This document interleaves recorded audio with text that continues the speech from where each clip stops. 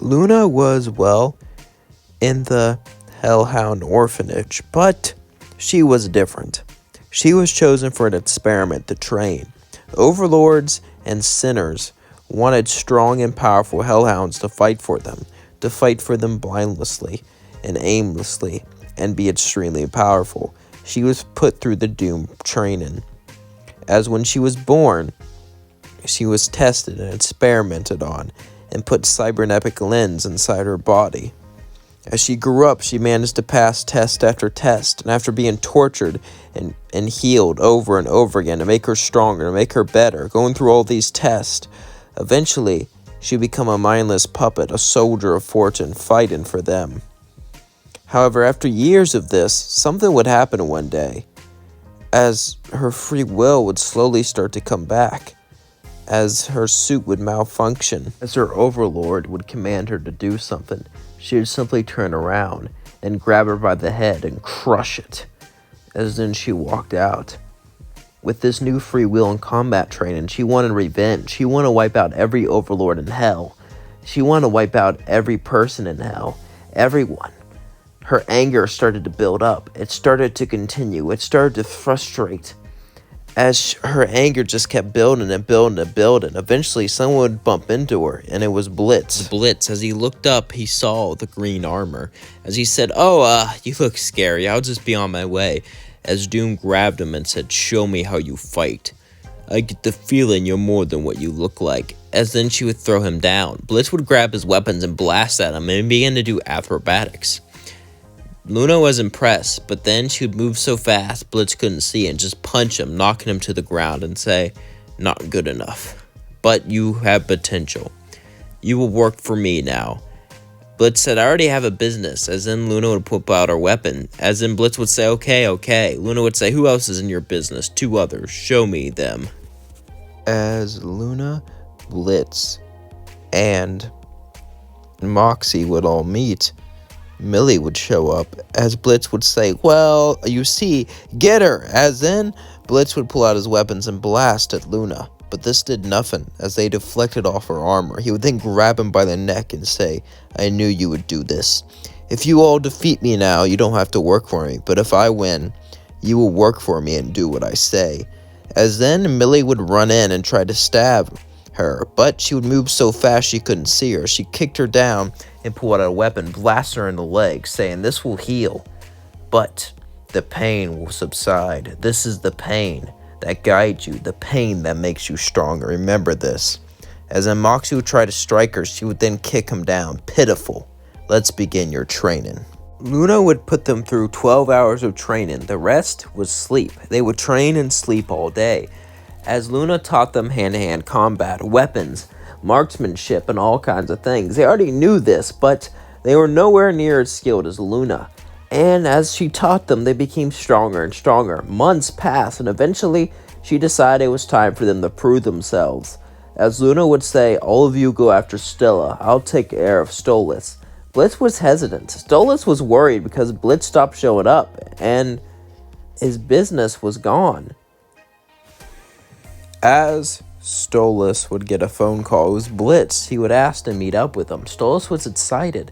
He didn't know what happened to his business, but he was going to ask him. As Stolas didn't realize something. Maybe he didn't work. Maybe no one wanted to hire him. And well, he left because he was embarrassed to show his face. He thought maybe he ran because he didn't care about him, but the fact that he's calling him means that he does. Stolas' heart was fluttering as he walked in and says, Blitz, where are you? As Blitz would say, I'm sorry, Stolas, I really am. As then he would walk out with Loona. As then, Stolas would try to go and get near them, but then Loona would turn around and say, do you know who I am? Stolas would say, no. Funny, I know who you are. You're part of the Goishas. They funded my project. As then, suddenly, Loona would push her fist straight through Stolas' chest. As Stolas would fall down, he would begin to heal, since it wasn't an angelic weapon. As Stolas would use his magic to shoot ice at Loona, Loona would dodge it and pull out an angelic pistol, blasting him away. As Stolas would fall to the ground, he would say, why? Because you're royal scum. As then she would blast him away. As Stolas was no more, Loona would get up and move on. As then we cut to Stella. As Stella was walking out, Octavia was gone as she laid on the floor, no more.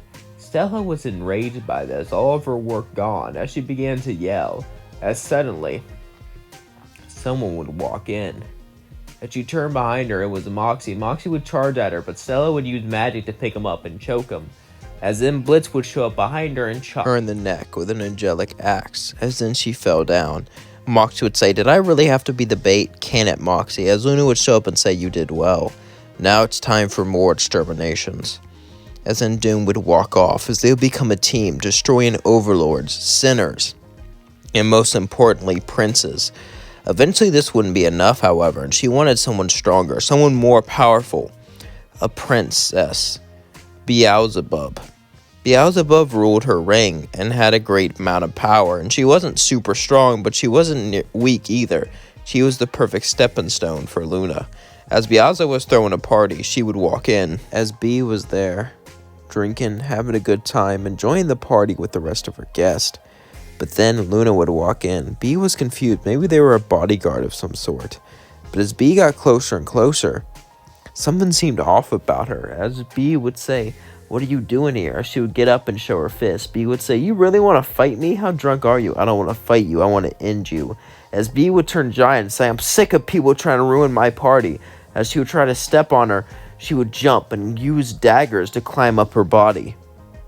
As then she would climb up to her head and begin to blast her with all of her might. As Beelzebub would melt her arm with her hot liquid, her hot honey, she fell down. As Beelzebub fell down no more. Loona was shocked by this. It's been a while since she felt pain. It was a good feeling. As she was able to regenerate, she would then go on to hunt more.